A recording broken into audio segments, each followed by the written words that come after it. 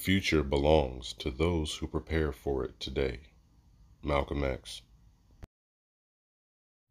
What's going on, world of YouTube? This is A New Breed coming back at you with another video.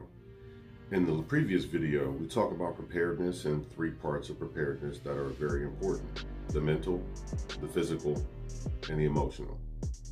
For today, we're going to go over certain things that may affect you mentally in a shit-hit-the-fan situation. These things generally, I'm not going to say are overlooked, but I don't necessarily believe that many people know exactly how they can be affected mentally in certain situations. So, in order to prepare for it, understanding and knowing the causes, the effects, what happens, and the general symptoms of being stressed. You have different forms of stress. You have anxiety, which can be developed over a period of time. You also have combat stress. You have just regular stresses that are going to be attained during the time when situations are happening. Also, you have to take into account the fact that these stresses will come sometimes very slowly and sometimes very rapid, only because the deterioration of society at the time, or what may be considered societal collapse, may affect how things are going, what's going on, and ultimately your comfort level. That's why I say be very comfortable with being uncomfortable. Now, this video will go over some of the signs, the symptoms, and what to look for, because stress is good in a very minute, in very small amounts. But once you get overstressed or you don't know how to properly relieve stress, that's when things start to kind of go awry. Stress in itself, of course, activates cortisol. These things can affect different parts of the body. They can affect how you affect mentally, physically, of course, and emotionally. So we're going to go ahead and dig into that, and just kind of bear with me. And hopefully this video is very informative for those who may be trying to understand how to cope with stress, how to deal with stress, and what stress necessarily is. Because it's become quite normal in today's society that many things are overlooked, especially stress. They don't want to put that much on stress or how it affects people mentally, even though with the crises that are going on, in between, once again, the threats of societal collapse, in between the threats of war, of course, you know, the pandemic that's going on.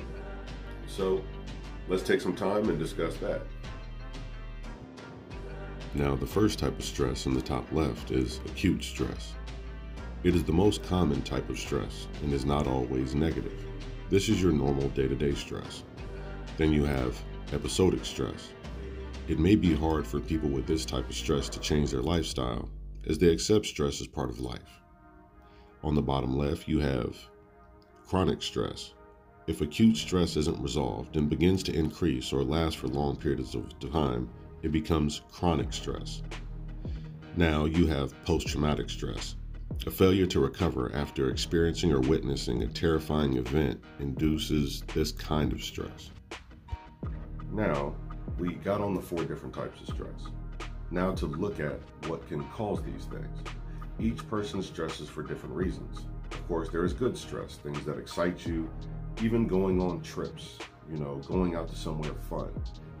Even though it may be considered fun, it is also stress on the body from the excitement and the production of different hormones. Then we have to look at other forms of stress. For instance, you have anxiety. Anxiety, of course, you know, that being a form of stress derived from stress. Then you also have combat stress, which is another one that individuals who have been in the military and different things, you know, they go through that. You have your regular life stresses. But when those things begin to build up, they can become even post-traumatic stress. So dealing with this in kind of a shit-hits-the-fan situation is something that needs to be spoken of. When you overall look at how to balance your stress, how to relieve it, how different things can help you maintain stress. Now, there are things that can induce them, like worry. If you're constantly worrying about stuff hitting the fan, then also you have to introduce other variables into what's going to make you stress. For instance, who to trust. In case of a societal collapse, do you know who to trust and who you also look at, causing paranoia? Paranoia in itself will begin to form as stress. These things, even family and friends, loved ones, different people who you are accustomed to, there are different disorders that can be attributed to stress and being able to look at people in a different manner.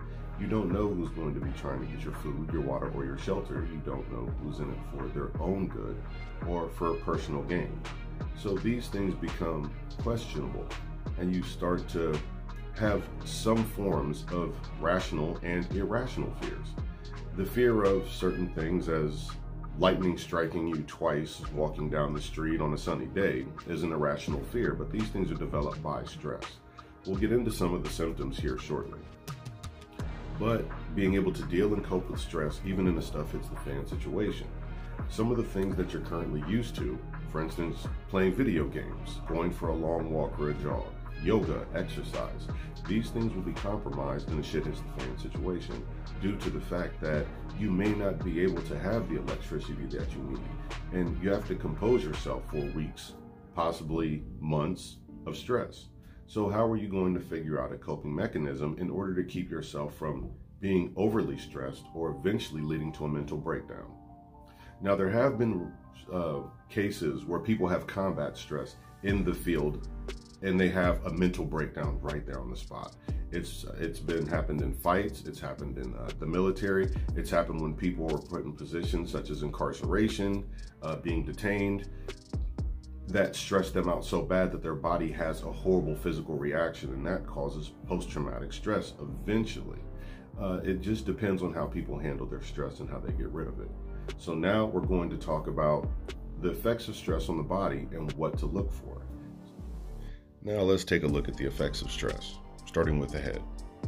Issues with mood, anger, depression, irritability, lack of energy, concentration problems, anxiety, and panic attacks. We'll go over what panic attacks are a little bit later, because those who haven't experienced them may not completely understand them or the stress that an individual is going through when they are occurring. Next, we'll move to the heart. Increased blood pressure, fast heartbeat, increased risk of heart attack and stroke, and higher cholesterol. But it's not limited to those things. There have also been cases where people have unusual heartbeats, unusual heart rhythms, and these things do occur with stress and, of course, stressful situations. Now let's look at the effects on the skin and the stomach. The skin, problems with acne, psoriasis, eczema, dermatitis, random breakouts, and skin rashes. And on the stomach, it can cause peptic ulcer disease, IBD, IBS, which is irritable bowel syndrome, food allergies, stomach cramps, reflux, nausea, and weight fluctuations. So stress can actually do a lot to the body that most people would assume is disease, but could possibly be stress. Now, I'm not a doctor, nor do I claim to be, or am I saying stress is the cause of everything. Of course, get checked out by a physician if you feel it's completely necessary. This is not any form of medical advice. These are just things that stress may cause. Now, let us move on. Now, next, let's take a look at the intestines. Decreased nutrient absorption, which is very important in how you are able to absorb the nutrients from your food. Reduced metabolism, decreased enzymatic output, increase for inflammatory bowel disease, diabetes, and there's many more.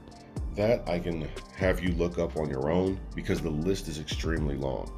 That's why they tell you when they stress on gut health, because gut health, stress starts in the gut. It's been said. Once again, I'm not a doctor. Now we'll go to the reproductive system. Decreased testosterone or estrogen production, leading to reduced fertility, dampening of sexual behavior, and loss of sex drive. And those are just some of the things that can happen with stress. So let us continue. Now let's go to the pancreas. That results in elevated secretions of insulin, which if chronic could lead to diabetes, damaged arteries, and obesity.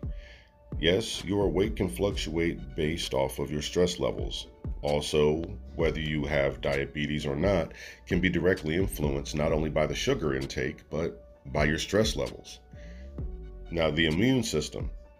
Suppression effectiveness of the immune system to battle and recover from illness, leading to high levels of inflammation in the body, which causes a variety of chronic health conditions.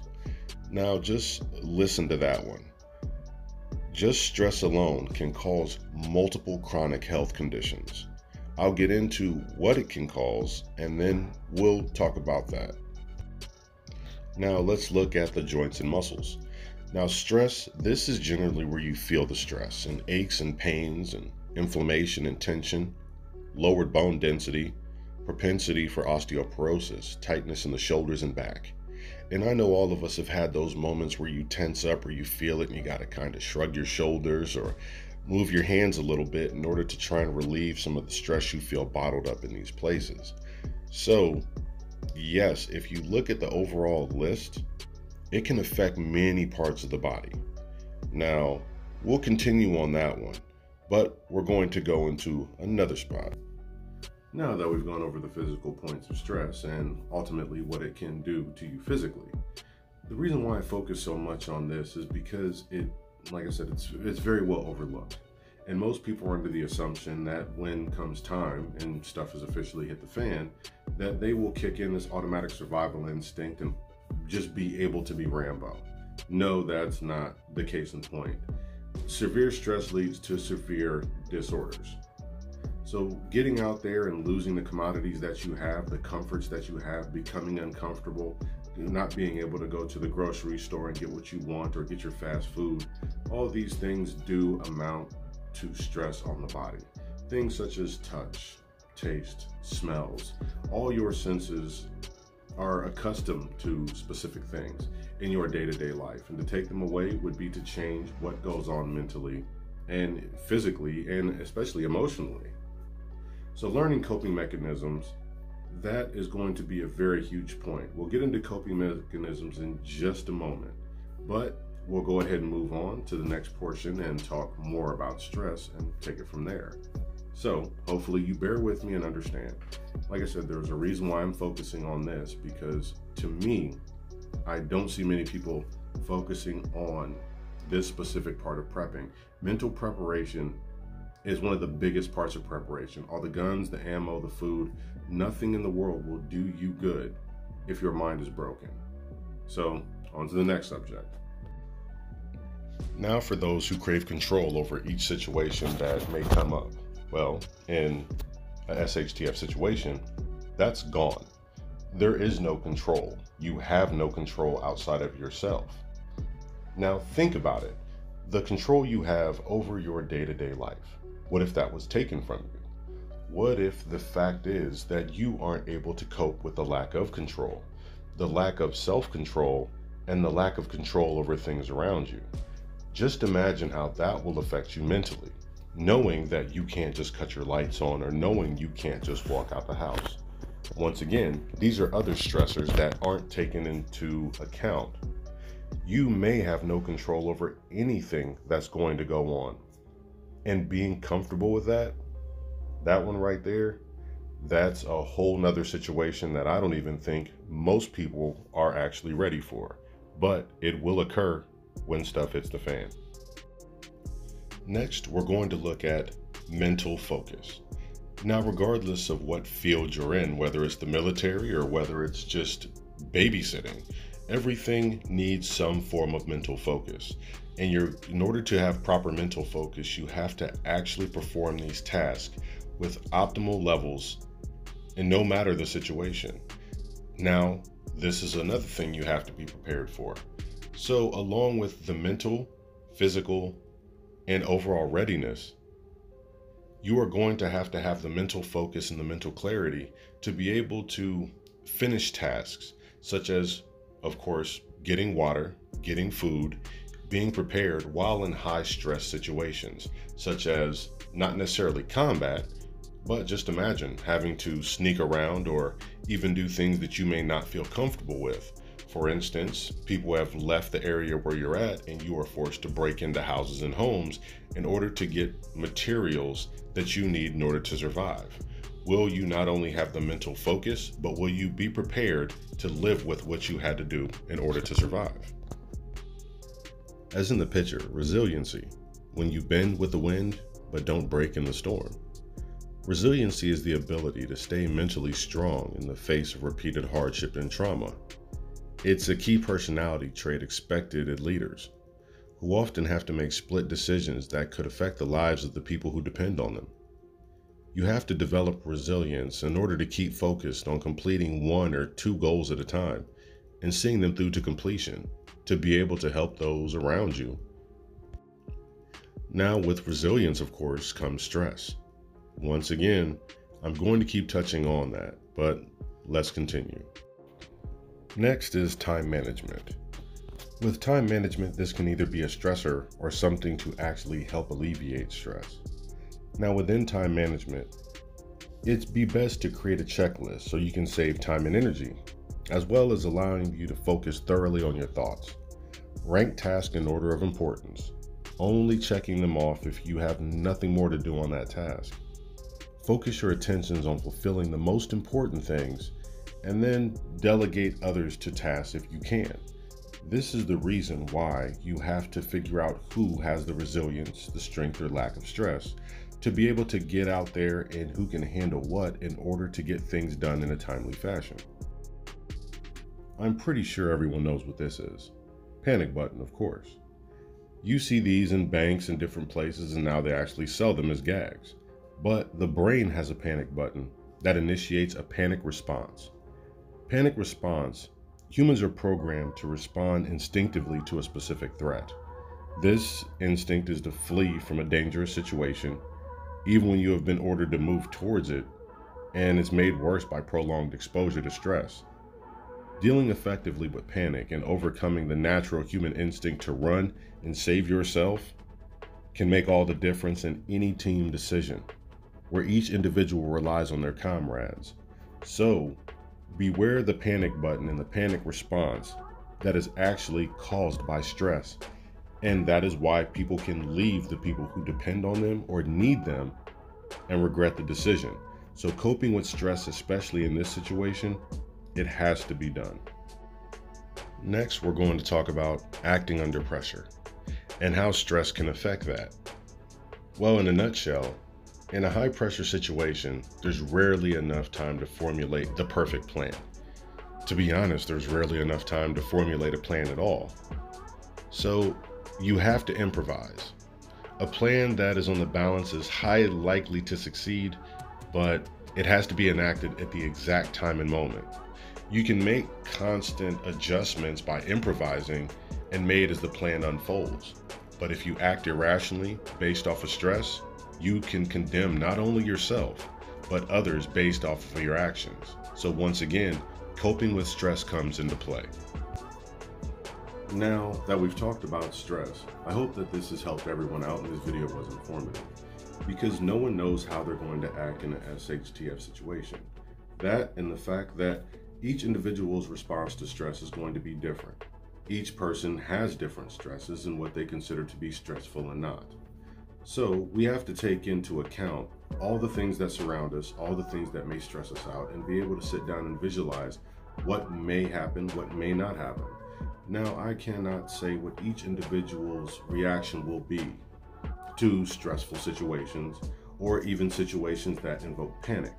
Some people will run, some people will fight. It's all in the individual. But being able to know when it's smart to fight and when it's smart to run versus if you want to run, being able to stay and fight for the well-being of others and possibly winning the battle. Now, fear will get to all of us, of course. Naturally, I don't believe any individual is completely and utterly fearless, but we can break through that fear and go through the stress and what inhibits the stress and pushing away the panic and everything else in order to succeed and help those who are around us. So I just want those who aren't familiar with, the stress and what may possibly happen, to sit down and think about this and visualize all the scenarios that could possibly happen, those things that could stress you out, and of course how you will cope with it. So I hope this video was very informative, and remember, I will be doing a video on how to cope with stress and different ways to manage stress in order to gain focus, so you will actually be able to respond properly when the time comes.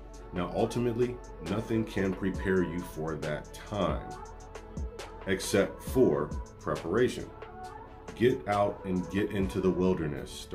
Starting fires. Be able to understand your rations and canned goods and go out. Don't put yourself in death-defying situations that ultimately may hurt you. So these are things that we should think about, and I definitely do wish everyone the best, and I hope that all is well. But please take this into account, and you guys have a blessed evening. A New Breed signing out. And if you like my content, don't forget to like, comment, share, and subscribe. And as always, have a blessed evening.